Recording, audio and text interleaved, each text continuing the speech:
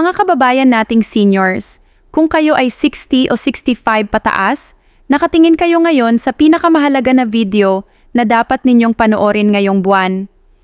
Ako ay may magandang balita para sa inyo tungkol sa inyong SSS pension, pero mayroon din akong mga importanteng detalye na kailangan ninyong malaman para hindi kayo ma-disappoint o maligaw ng impormasyon. Marami kasing kumakalat na fake news sa Facebook at TikTok na nagsasabi ng 30% increase at early release sa Oktubre 31. Pero ang totoo, ibang-iba po ang tunay na sitwasyon.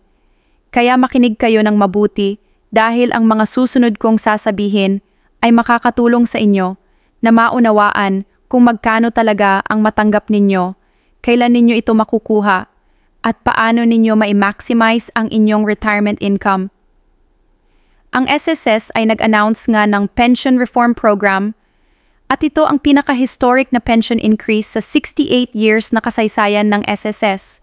Pero ang totoo, hindi ito 30% agad ngayong Oktubre, kundi 10% lang muna para sa retirement at disability pensioners at 5% para sa survivor pensioners. Ang 30% o 33% na increase na yan ay 3 taon na proseso mula 2025 hanggang 2027, hindi isang beses lang. So kung meron kayong narinig na kaibigan o kapitbahay na nagsasabing may instant 30% increase na raw this month, please po, itama ninyo sila dahil baka ma-disappoint sila pagdating ng kanilang pensyon. Ang implementation ng first increase ay nagsimula na noong September 2025 at ang mga pensioners ay nakatanggap na ng increased amount starting sa kanilang October payout. So kung kayo ay regular SSS pensioner na tumatanggap na ng benefit bago pa ang August 31, 2025, automatic na kasama kayo dito, walang kailangang i-apply o pumunta pa sa SSS office. Ngayon, pag-usapan natin ng detalyado kung ano ba talaga ang ibig sabihin ng pension reform na ito at magkano ang makukuha ninyo. Halimbawa, kung dati kayo ay tumatanggap ng average na 4,923 na retirement pension kada buwan, ngayong 2025 after ng first 10% increase, ang pensyon ninyo ay tataas na sa 5,415. Yan po ay additional na 492 kada buwan or 5,904 kada taon. Hindi malaki tingnan, pero sa mga seniors na napakahirap ng buhay at sumasandal lang sa pensyon, napakalaking tulong na yan para sa pagbili ng gamot, pagkain o kuryente. At ang maganda pa dito, hindi pa yan tapos. Kasi sa 2026, magkakaroon ulit ng another 10% increase based sa new amount, so ang 5,415 ninyo ay magiging 5,957. At sa 2027, another 10% ulit, so ang final amount ninyo ay aabot ng 6,548. Yan po ang ibig sabihin ng 33% total increase over 3 years. So after 3 years, ang dating 4,923 ninyo ay naging 6,548 na additional na 1,625 kada buwan or 19,500 kada taon. Malaki-laki na rin po yan pag inipon ninyo, pero tandaan ninyo mga kaibigan, ang increase na yan ay nakabase sa average pension amount. Kung ang pension ninyo ay mas mataas o mas mababa kaysa average, ang percentage increase ay pareho pa rin na 10%, pero ang actual peso amount ay iba-iba. Kaya importante na alamin ninyo kung magkano ang current pension ninyo para makompute ninyo kung magkano ang dadagdag. Halimbawa, kung ang pension ninyo ay 8,000 per month, ang 10% increase ay 800, so magiging 8,800 kayo. Kung naman ang pension ninyo ay 3,000 lang, ang 10% ay 300 lang, so magiging 3,300 kayo. Ganyan po ang computation, simple math lang, pero kailangan ninyo malaman ang base amount ninyo.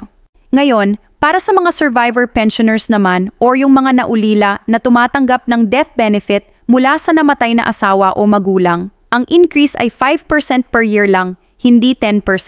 Kaya ang total increase ninyo after 3 years ay 16% lang, hindi 33%.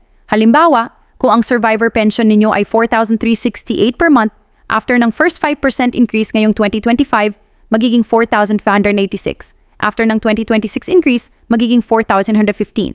At sa 2027, magiging 5,756. Yan po ay additional na 688 per month after 3 years. Hindi kasing laki ng increase para sa retirement pensioners, pero increase pa rin yan at malaking tulong pa rin. At mga kaibigan, ang magandang balita pa dito, walang additional contribution na kailangan bayaran ng mga active SSS members para sa increase na ito. Ibig sabihin, yung mga nagtatrabaho pa ngayon at nagbabayad ng SSS contribution, hindi tataasan ang kanilang monthly contribution dahil sa pension reform na ito.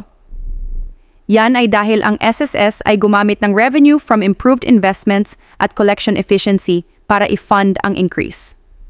At based sa actuarial studies ng SSS, ang fund life ay bababa lang from 2053 to 2049, pero still sustainable pa rin ang SSS fund. Kaya naman, wala kayong dapat ikabahala na mauubos ang SSS o tatapusin ang programa dahil sa increase na ito. Ngayon, pag-usapan natin ang tungkol sa social pension ng DSWD para sa indigent senior citizens. Maraming kumakalat na balita na may additional 1,000 o 5,000 o 6,000 na social pension na ibibigay this October, pero kailangan nating linawin ito. Ang social pension ng DSWD ay para lang sa indigent senior citizens, ibig sabihin yung mga mahihirap na walang regular income, walang tumatanggap na tulong mula sa pamilya, at hindi tumatanggap ng SSS, GSIS, o anumang pension. Ang current amount ng social pension ay 1,000 per month based sa Republic Act 11/1916 na na-enact noong July 2022. At ang payout schedule ng social pension ay every 6 months, hindi monthly. So ang matanggap ninyo ay 6,000 per tranche o kada release. Pero tandaan ninyo, hindi lahat ng senior citizens ay qualified sa social pension ng DSWD. Kailangan kayong dumaan sa means test at assessment ng Municipal or City Social Welfare Officer. At kung kayo ay tumatanggap na ng SSS pension, hindi na kayo pwedeng makatanggap ng DSWD social pension dahil may regular income na kayo. Kaya yung mga nagsasabing pwedeng kumita ng double pension from SSS and DSWD, hindi po totoo yan. Isa lang ang pwede ninyong piliin. At kung kayo ay may SSS pension na, mas mataas pa rin ang makukuha ninyo doon kaysa sa 1,000 per month na social pension ng DSWD. Ngayon, tungkol naman sa mga payout dates at schedules, ang SSS pension ay released monthly, usually between the 1st and 10th ng buwan, depende sa paraan ng payout ninyo. Kung kayo ay naka-ATM card or cash card, mas mabilis kayong makakatanggap, usually within the first few days ng buwan. Kung naman kayo ay pumupunta pa sa SSS branch para mag-claim, mas matagal ang process at kailangan ninyong maghintay ng schedule. So ang advice ko po, kung hindi pa kayo naka-enroll sa ATM payout, mag-apply na kayo para mas convenient at mas safe. Hindi na kayo kailangang pumila ng matagal at mas mabilis ninyo makukuha ang inyong pension. Para sa mga social pension ng DSWD naman, ang release ay every 6 months, usually April to May, para sa first semester at October to November para sa second semester. Kaya kung narinig ninyo yung October 31 na release date, possible na yan ay para sa second semester payout ng social pension, pero again, yan ay para lang sa mga qualified indigent seniors na wala talagang SSS or ibang pension. At depende rin yan sa municipality o city ninyo kung kailan nila i-release ang payout. Kaya importante na mag-coordinate kayo sa inyong local DSWD office o barangay para malaman ninyo ang exact date ng payout sa inyong area. Ngayon, pag-usapan natin ang mga tips para ma-maximize ninyo ang inyong retirement income at para hindi kayo mawalan ng pera. Una, siguraduhing updated ang inyong contact information sa SSS. Kung nag-move kayo ng address o nag-change ng mobile number, i-update ninyo agad sa SSS para hindi kayo mahirapan sa mga notices o sa annual confirmation of pensioners. Pangalawa, kung hindi pa kayo naka-enroll sa direct deposit o ATM payout, mag-apply na kayo. Mas safe yan at mas convenient at hindi na kayo mag-aalala sa mga manloloko or snatcher na nanghuhuli sa mga seniors na kaka-claim lang ng pension. Pangatlo, tandaan ninyo ang Annual Confirmation of Pensioners o ACOP requirement. Kailangan ninyo mag-submit ng proof of life at updated documents every year para hindi masuspend ang inyong pension. Ang maganda, ngayong 2025, nag-simplify na ang SSS ng ACOP process, especially para sa mga 80 years old and above. May home visits na ginagawa ang SSS at pwede na rin kayong mag-submit ng alternative documents para hindi na kayo mahirapan. At ngayon, pag-usapan natin ang mga possible reductions o clawbacks na dapat ninyong bantayan. Ang SSS ay may karapatan na mag-conduct ng audit at verification ng mga pensioners. Kung makita nila na may discrepancy sa inyong records o hindi kayo nag-comply sa requirements, pwede nilang isuspend temporarily ang inyong pension hanggang ma-resolve ang issue. Kaya importante na suportado ninyo ang lahat ng documents ninyo at hindi kayo magsinungaling sa inyong application or sa annual confirmation. At kung kayo ay nag-return to work or nag-start ulit ng business after ng retirement, kailangan ninyo i-report yan sa SSS kasi baka ma-affect ang inyong pension lalo na kung hindi pa kayo umabot sa mandatory retirement age. Tungkol naman sa tax implications, ang good news ay ang mga SSS pension ay generally tax-exempt based sa Philippine tax laws. Ibig sabihin, ang pension ninyo ay hindi natatanggalan ng withholding tax at ang buong amount ay sa inyo na. Pero kung kayo ay may other sources of income like business or rental income, kailangan pa rin ninyo mag-file ng income tax return at i-report ang lahat ng inyong income. Ang pension lang ang exempt, hindi ang ibang income. Para sa mga pumupunta pa rin sa SSS office, narito ang mga tips para hindi kayo mahirapan. Una, pumunta kayo ng maaga, preferably before 8 a.m. or right after opening, para hindi masyadong mahaba ang pila. Pangalawa, dalhin ninyo lahat ng required documents at photocopies para hindi kayo balik-balik. Pangatlo, kung kaya naman ng inyong kalusugan, gumamit ng online services ng SSS through My SSS portal para hindi na kayo kailangang pumunta personally sa branch. Maraming transactions na pwede na ngayong gawin online like checking ng pension status, downloading ng proof of pension, o pag-update ng contact information. At para sa payout strategies, ang advice ko ay i-budget ninyo ng maayos ang inyong monthly pension.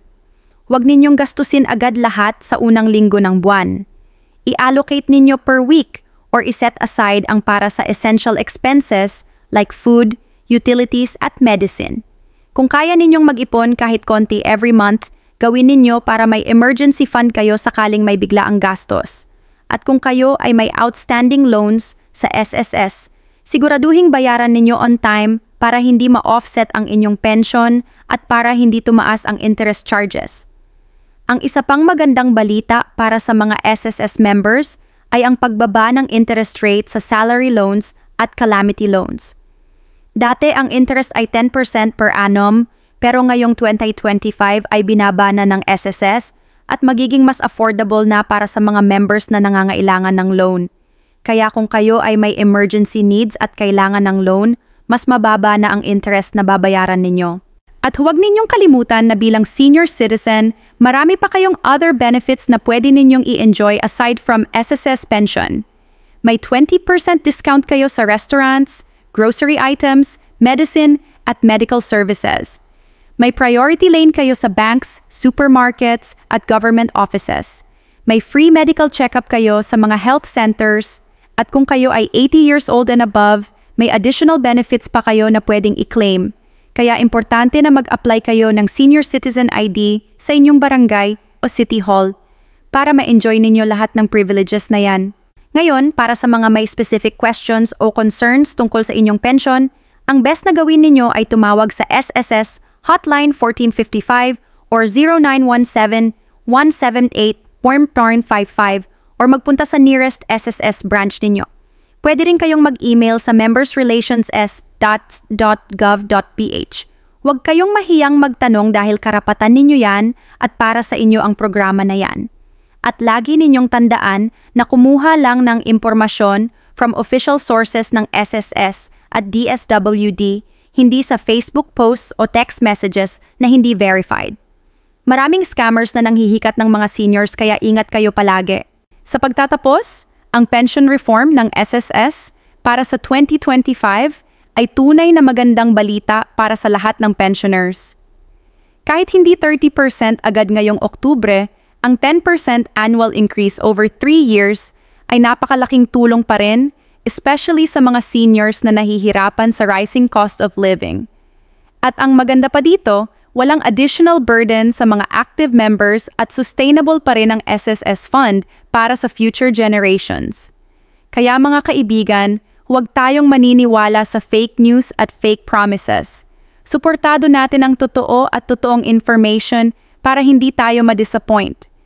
I-maximize natin ang benefits na available sa atin, gamitin natin ng maayos ang pension natin, at magplan tayo ng maayos para sa ating retirement years. Salamat sa inyong pakikinig at sana ay nakatulong ang video na ito para mas maintindihan ninyo ang SSS Pension Reform. Ingat kayo palagi at God bless sa inyong lahat.